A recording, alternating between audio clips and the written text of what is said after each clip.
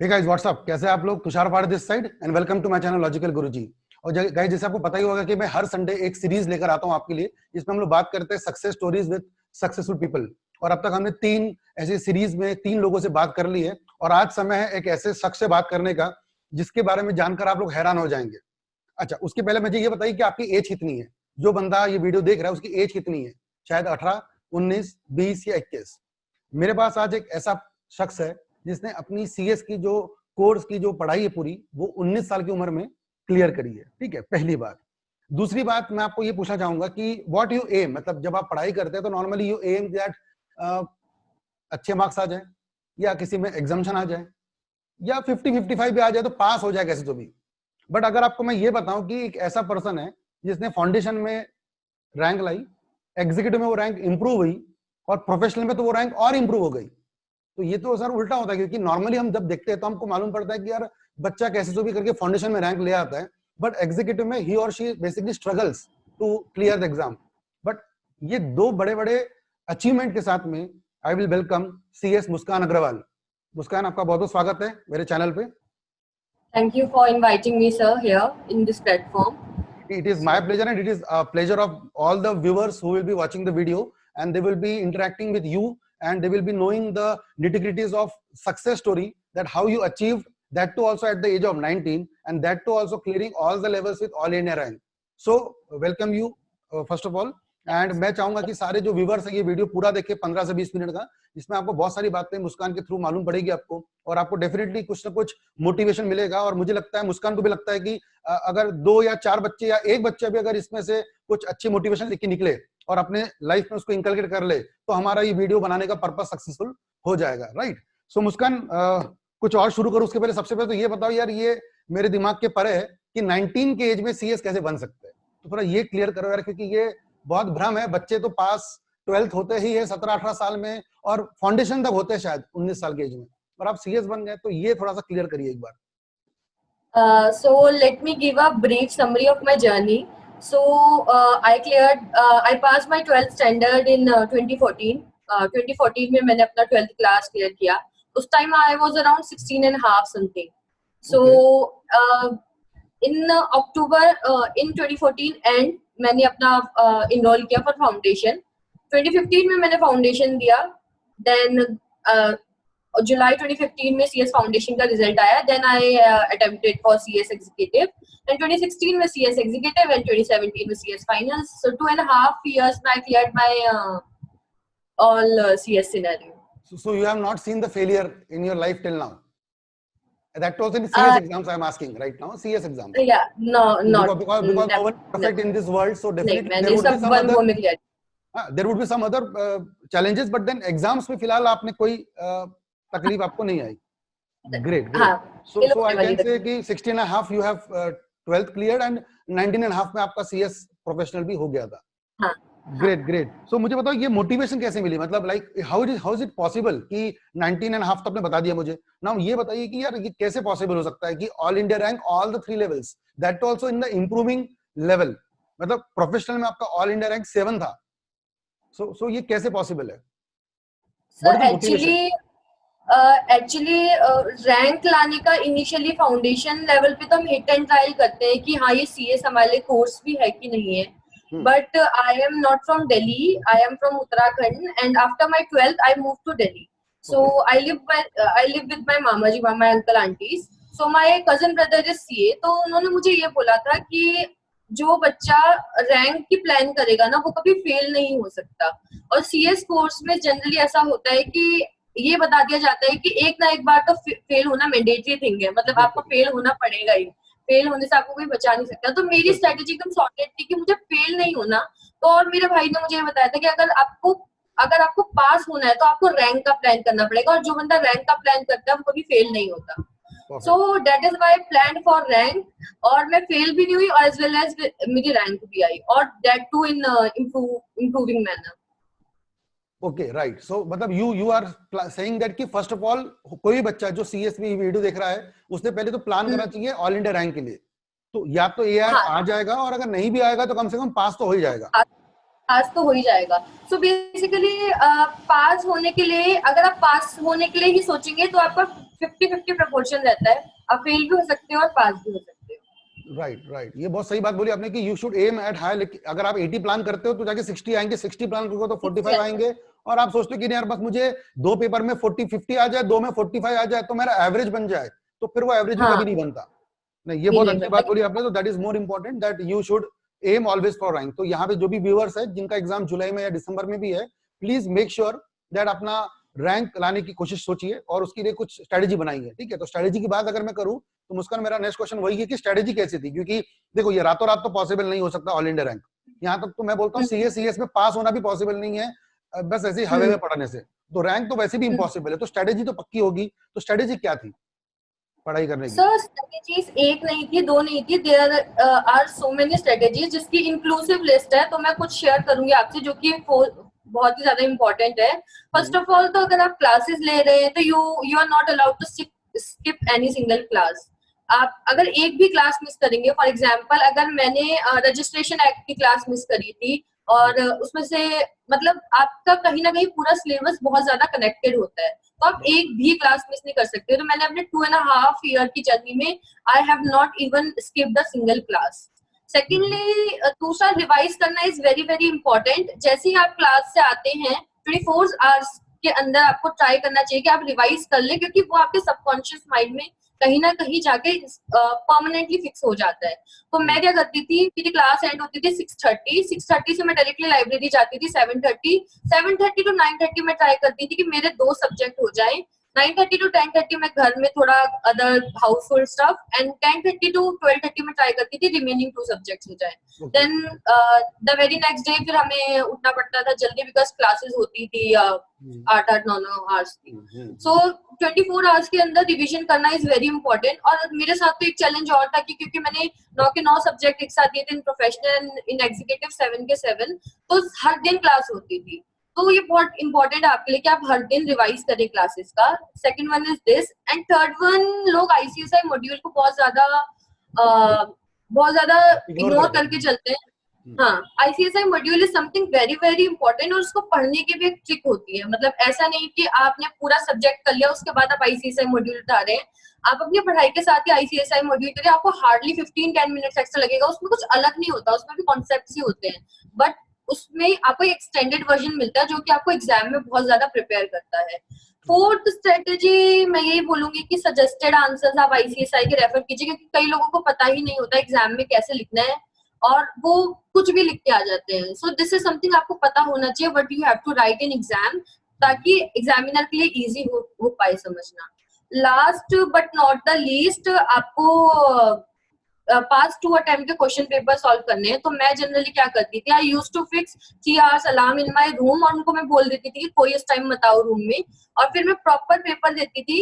और फिर मैं उसकी इंडिपेंडेंट अपने भाई को पकड़ाती थी रेड पेन, भाई तू इंडिपेंडेंट चेकिंग करियो। और मतलब जितने भी लूफॉल्स होते थे, एक्चुअली मुझे वो लूफॉल्स पता चल पाती थी। और अगर आप अभी अपने लूफॉल्स नहीं पहचानोगे तो आप एग्जाम के बाद क्या करोगे? सो इट्स बेटर कि अभी आपके पास 1 महीना है, 2 महीना है, try to find out your loopholes and work on it. Great. So ये आपने जो 4 से 5 बात बताई, उसमें सबसे पहले तो मॉड्यूल, मुझे लगता है, मैं भी जहां मानता हूँ ये वाली बात कि मॉड्यूल बेस्ट है, और हमारे लिए बाइबल या गीता कुरान जो भी बोलो वो है, क्योंकि वो पढ़ना बहुत जरूरी है। और अभी तो आप तो खैर आपने 2015-16 में पढ़ा था, अभी तो आईसीएसई ने बहुत अच्छा कर दिया है कि गाइडलाइन आंसर जो है, जो पिछले 10 पेपर की है, वो आईसीएसई ने वेबसाइट पे फ्री में अपलोड कर दी है। तो आपको तो शायद उस समय आपको तो पढ़ना पड़ता था शायद परचेस करके या जैसे भी है, अब तो आईसीएसई ने वो भी कर दिया। तो ये भी बहुत अच्छी बात बोली कि अपने पूरे सजेस्टेड आंसर या गाइडलाइन आंसर पढ़ने जरूरी है। अच्छा मुझे बताओ, ये रैंक के लिए आपने किसी को कुछ मेंटर बनाया था कि कैसा था? मतलब सर मेरे लिए सबसे ज्यादा इम्पोर्टेंट मेरे कजिन ब्रदर थे, जो मुझे एक्चुअली उत्तराखंड से ये बोल के लाए थे कि तुझे तो सीएस बना के छोड़ूंगा मैं। तो वो मेरे लिए, मतलब मेरे को किसी थर्ड पर्सन के पास जाने की जरूरत नहीं पड़ती थी। मैं छोटे से छोटे कोई इशू होता था, मैं उनके पास चली आती थी, और वो मुझे एक्चुअली प्रैक्टिकली गाइड करते थे कि तू प्रॉब्लम को बहुत ज्यादा बड़ा बना रही है, you try to find out कि तू प्रॉब्लम से कितनी ज्यादा बड़ी है। और उनसे बात करती है, मेरी हर प्रॉब्लम का सोल्यूशन अपने आप निकल आता था। ग्रेट। सो मतलब यू वांट टू से कि आपके भाई जो थे आपके रोल मॉडल थे हमेशा, सर अभी भी ऑब्वियसली है, बट पढ़ाई के दौरान तो वो मेन थे आपके, उनको आप फॉलो कर करके पढ़ाई करते थे। Very good. सो मुझे बताओ, ये जो देख के मैं जैसे जर्नी देख रहा हूँ कि AIR 18, 19 और फिर 7, तो मुझे लगता है कि आपकी तो बिल्कुल केक वॉक वाली जर्नी रही होगी। तो ये है कि कुछ ना कुछ स्ट्रगल रहा होगा, क्योंकि नहीं सर, एक्चुअली स्ट्रगल बहुत सारा था। फर्स्ट ऑफ ऑल तो एक नॉन दिल्लीite के लिए दिल्ली में एडजस्ट करना is very very difficult true true. Task. मतलब स्टार्टिंग से ही आपको लोग कहते हैं कि स्मॉल टाउन से है, so this is the first thing. And the second thing is in my finals it was very much difficult to absorb कि यार मैं 9 एग्जाम्स दे रही हूँ, क्योंकि सब लोग ये बोलते थे कि 9 महीने है, क्योंकि हमारे रिजल्ट आता है अगस्त 25 और राइट, हमारा एग्जाम स्टार्ट हो जाते हैं 1 जून, तो हार्डली आपके पास 9 मंथ्स होते हैं। बिल्कुल। तो मतलब 9 महीने 9 सब्जेक्ट, यानी एक तरीके देखा जाए जो चीज आपने कभी नहीं पढ़ी उसके लिए आपके 1 महीना है आपके पास एक सब्जेक्ट पढ़ने के लिए। उसमें भी मेरे साथ क्या हुआ था, 2016 दिसंबर में मैंने पूरा सीआर और सब कुछ पढ़ लिया, और लास्ट टाइम पे सीएलबी हाईकोर्ट का रोल खत्म होके एनसीएलटी आ गया था रोल में। तो पूरा सिलेबस चेंज हो गया, रात के 9-9 10-10 बजे तक क्लासेस छूटती थी। जो सब्जेक्ट मुझे उस टाइम पे सेल्फ स्टडी करने थे उनको मैंने साइड में रख के जो ऑलरेडी मैंने पढ़ लिए थे वो पढ़े। तो बहुत डिफिकल्ट हो गया था, बट समहाउ ये पर्सनली मैं फील करती हूँ कि जब आप इतने ज्यादा स्ट्रांग होते हैं तो आपके लाइफ में और ज्यादा चैलेंजेस भगवान जी भेजते हैं, और समहाउ अगर आप उन सबको पार करके निकल पाओ, so you are the gold for this, for your family as well as for yourself. Perfect, because use the word gold, तो गोल्ड को तराशना पड़ता है, निखारना पड़ता है, और वो ऐसे ही नहीं मिलता है। तो बिल्कुल सही बात है, जो ज्यादा स्ट्रगल करेगा, जो ज्यादा चैलेंजेस फेस करेगा, वही बंदा निखर के सामने आता है। बिल्कुल सही बात बोली आपने। Right so right. इसके साथ साथ मैं ये भी बोलूंगी कि जब मेरा फाइनल्स का एग्जाम था तो सीआर के एग्जाम से पहले मैंने बहुत ज्यादा ओवरथिंकिंग कर ली थी। That is why doctors advise me to take rest. तो सीआर के एग्जाम से पहले मेरे पास ये चैलेंज था, एग्जाम देने जाऊं या नहीं जाऊं। तो मेरे भाई ने बोला कि तू फेल होगी तो ऐसे हो जा, बिना अटेम्प्ट किए तो फेल मत हो। तो मैंने अटेम्प्ट किया। एग्जाम के बीच में मुझे पता था कि मैं गलत आंसर सॉल्व कर रही हूँ, मुझे पता था कि मैं फेस वैल्यू को डिवाइड कर रही हूँ, जबकि ऐसा नहीं होना था। बट स्टिल मैंने अटेम्प्ट किया, and as you know I got all India rank 7 in my CS finals. मतलब मुझे तो ये बहुत बड़ा न्यूज आपने बताई कि आप एग्जाम के पहले बीमार थे।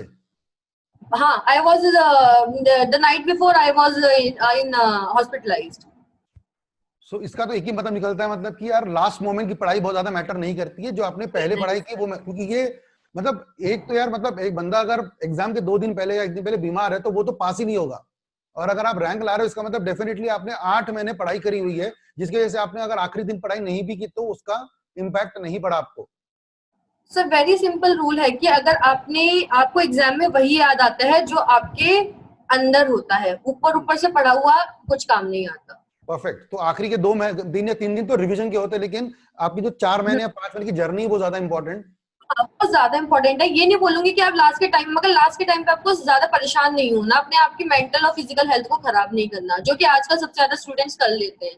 नहीं, वो तो इसलिए कर लेते हैं क्योंकि गड़बड़ यहाँ होती है कि वो पहले 4 से 5 महीने दूर सोचते हैं कि यार एग्जाम तो दिसंबर में है, तो जब दिसंबर में है तो फिर हम अभी से क्यों पढ़े, अभी तो मई चल रहा है, अभी तो जून चल रहा है। सो प्रॉब्लम वहां आती है। और अगर फिर अक्टूबर नवंबर आता है तब तो फिर स्ट्रेस लेना पड़ेगा ही ना भाई, क्योंकि जो पिछले 6 महीने की पढ़ाई थी जब वो नहीं हुई है तो उसको कॉम्पोजिट करने के लिए 12-12 14-14 घंटे पढ़ाई करनी पड़ती है। राइट। सो वो तो मैं सबको वही एडवाइस करूंगा कि मुझे तो लगता है मेरे तरफ से, बाकी मुस्कान आपको बताएगी, बट व्हाट आई थिंक यार आज से ही भले ही, अच्छा मैं चाहता हूँ इसके पहले आप ही बोल दो कि कितने घंटे पढ़ाई करनी, क्योंकि ऑल इंडिया रैंक है तो फिर शायद आपने 15-16 घंटे डेली पढ़ाई करी होगी। सर 15-16 घंटे तो नहीं बोलूंगी, एग्जाम टाइम में 15-16 घंटे।